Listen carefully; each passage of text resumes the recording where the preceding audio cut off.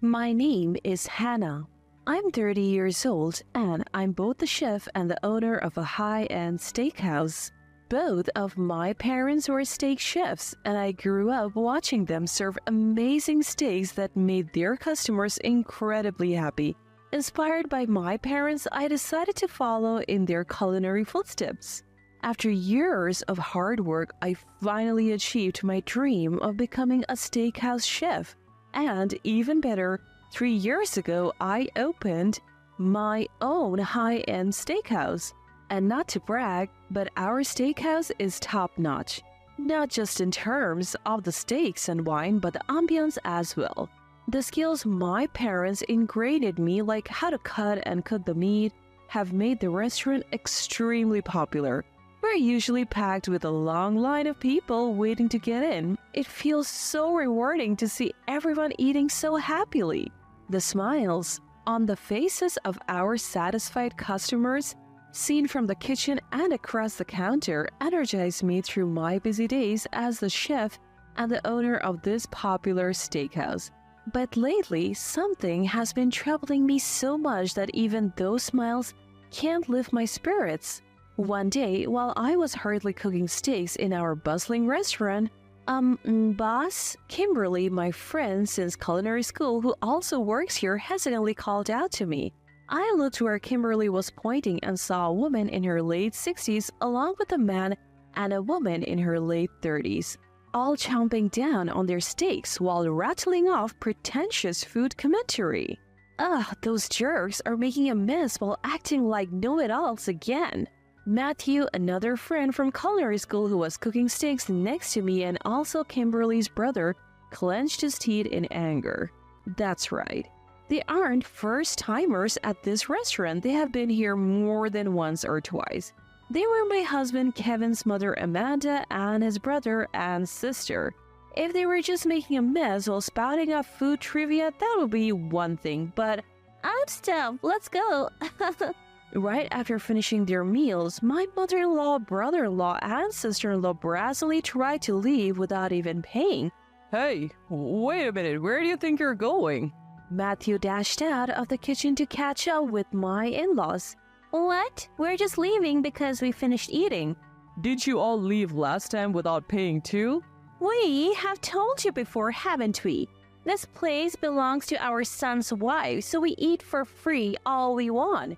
Hearing the shameless statement from my mother-in-law, the atmosphere amongst the other customers started to change. I sighed internally. Not this again. The heated exchange between Matthew and mother-in-law continued. Do you really think you can get away with this? We have other paying customers too. Don't confuse them. Pay your bill this time, please. Are you kidding? This is my son's wife's restaurant. We can do whatever we want. Don't act so entitled in our restaurant. The argument escalated into a shouting match. Matthew, myself, Kimberly, and even some customers tried to intervene. In the end, mother-in-law left in a huff without paying, taking her son and daughter-in-law with her. Right, this is the issue that's been driving me up the wall lately. My mother-in-law thinks it's okay to bring her family and friends to my restaurant just because I'm married to her son. They eat all they want and then leave without paying the bill. Can you believe that this time, they even did a dine and dash right in front of other customers? What's worse, since the day of this incident, customer traffic has started to decline a bit. At this rate, the restaurant I have worked so hard to build is in jeopardy. After 2 months of racking my brain about what to do, I got a call from my mother-in-law. Hello? Hannah, reserve a table for 20 people tonight. What? Caught off guard, my head went blank. My relatives are visiting from the countryside. You'll be free, right? Reserve the entire place. Wait a minute, I can't just... Before I could finish my sentence, my mother-in-law hung up the phone with a dismissive laugh. As if it wasn't bad enough that they have repeatedly dined and dashed on us, now they have caused a scene and worsened our already shaky business. But I can't ignore a reservation no matter how it comes in. So I briefed Matthew, Kimberly, and the rest of the staff on the situation. We prepared for the reservation and I even contacted a certain individual. And that night, mother-in-law nonchalantly showed up at the restaurant bringing along not just brother-in-law and sister-in-law but also a group of 17 other people who appeared to be relatives. As we served them the prepared feast, including steak, we kept a watchful eye on mother-in-law. Then one of the relatives asked her nervously, "Is it okay to eat at such an upscale place?" Of course, darling. Why worry? We're family, so it's all you can eat, right? Mother-in-law called out to me in the kitchen without a hint of shame. "Wait a minute, that's not quite..." See? Just eat up and don't worry about it. If I was gonna pay for food, I would go to a place with a real chef. Ignoring my concerns, my mother-in-law cheerfully encouraged the uneasy relatives and kept digging into the steaks with them. I knew it. My uneasy feeling had just turned into a solid concern. Up until now, I have been hosting them out of respect for being my husband's family, but causing a scene, offering no apology and then casually saying they would go somewhere else if they had to pay for 20 people? Unbelievable. An hour later, just as I expected, my mother-in-law, now full, said, I'm stuffed. Let's head back. I'll guide you to the hotel. And she tried to leave the restaurant without paying, chuckling with my brother-in-law, sister-in-law, and other relatives. I couldn't let this slide. Matthew, Kimberly, and I blocked their path. "Wait a minute. If you're leaving after eating, you need to settle the bill," I said firmly, glaring at her. She brushed it off with a smile. "What are you talking about? Oh, we're family." "And your point is? You think that's some magic phrase? Normally you pay for what you eat no matter where you are." Well, normally, yes. But think about it. When we come to your house and you feed us, we don't pay, right? She kept talking back. Holding back my anger, I continued, "That's true. But where do you think you are now? This isn't a friend or family's home. It's a legitimate restaurant." So what? Whether it's a shop or not, it doesn't change the fact that it's my daughter-in-law's place. Charging money just because the location is different makes no sense. Even as the relatives tried to intervene, seeing her completely condescending expression, she showed no signs of changing her attitude. As everyone, Matthew, Kimberly, and even the other staff members grew angry, I decided it was time to reveal a truth I had been hiding. "Amanda, clearly you're not listening. Do you know that right now I'm single?" At this, mother-in-law's laughter stopped and her face formed 3 circles, one with her eyes and one with her mouth.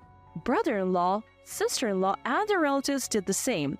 However, a few seconds later, mother-in-law burst out laughing again. What are you even talking about?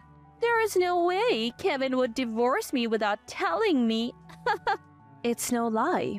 We are really divorcing, which means you and I are no longer part of the family. Huh? Then why didn't Kevin say anything until now? Exactly. Kevin, my now ex-husband, hadn't informed mother-in-law of this fact. During dinner earlier, mother-in-law had been complaining about not receiving any messages from her son. Well, Kevin didn't want to contact you because you two don't get along. He even told me not to say anything when we were divorcing. He said he would tell you when the time is right. What? At this, both brother-in-law and sister-in-law along with the relatives were visibly disturbed. That is when Matthew seized the opportunity to speak up. That said, your bill comes to $3,000 for all 20 of you." At the mention of $3,000, mother-in-law and the relatives were stunned, a wave of shock spreading among them. What? There's no way we can pay that on the spot. Why is it $3,000 for a steak dinner that we could have had at home? The nerve. If anyone should stop, it's you. Plus, our steaks are not the kind you eat at home. We source the meat every morning and maintain it at the right temperature. $3,000 for that? The mother-in-law tried to laugh it off with a malicious smile, but the relatives gave her awkward glances in return. Increasingly exasperated with My ex-mother-in-law Matthew, followed by Kimberly, finally speaks up. As the manager said, we are a steakhouse. We don't offer all-you-can-eat or drink specials. Plus, our prices per item aren't cheap. Right. If you're going to stuff your face like that, it's obvious the bill would come to $3,000.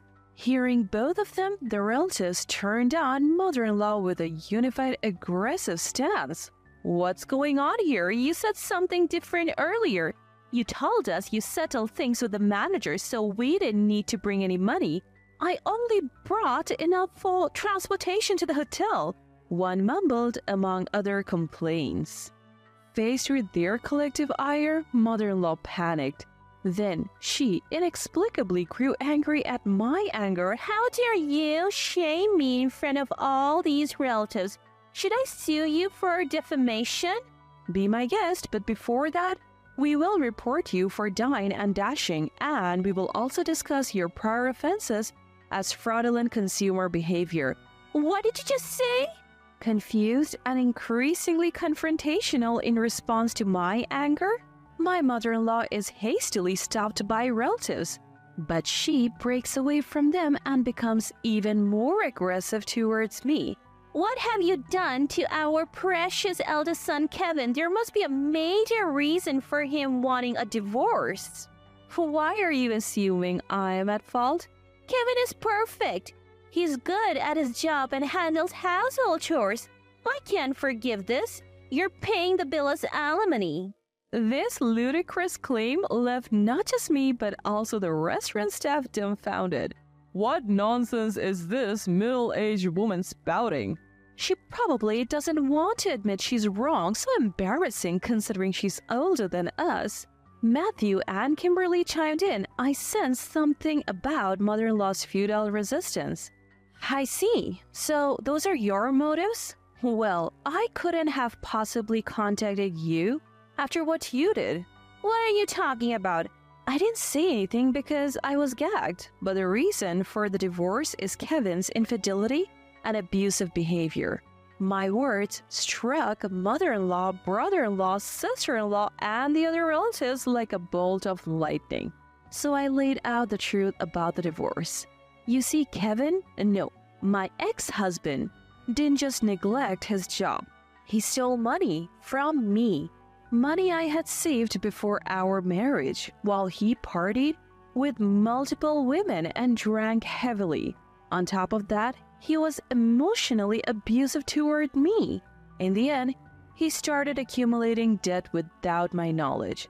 So divorce was the only option. Wait, debt? How much are we talking about? Adding up everything, including loans from friends and my own parents, we're looking at around $40,000. At this, mother-in-law's face turned white as a sheet. I initially gave you all a pass on the dine and dash habit, thinking it was a one-time thing. But after the fiasco 2 months ago, I can't let it slide anymore. Plus, we have booked the entire restaurant today. So, if you don't pay, we are in the red. As I said this, the relatives grew furious in unison. Some even started demanding that mother-in-law repaid them the money they had lent her over the years. Mother-in-law, brother-in-law, and sister-in-law were visibly shocked and confused when suddenly the restaurant door burst open and a man stepped in. Owen? Mother-in-law exclaimed, recognizing the man. It was Owen, father-in-law, a physical education lecturer at a university in the city. He surveyed the scene, sighed deeply, and then bowed his head to me. Hannah, it's been a while. I'm really sorry for the mess my foolish wife has caused. No, Owen, I should apologize for calling you in the midst of your busy day. That's right. Actually, it was me who reached out to my father-in-law. Upon hearing about mother-in-law's troubling actions, including the full reservation of this restaurant, he promised to come and have a word with her as soon as he could. What are you doing here? Mother-in-law shrieked. Amanda, show some respect. Even if she's an ex, she's someone who's had to put up with our idiotic son.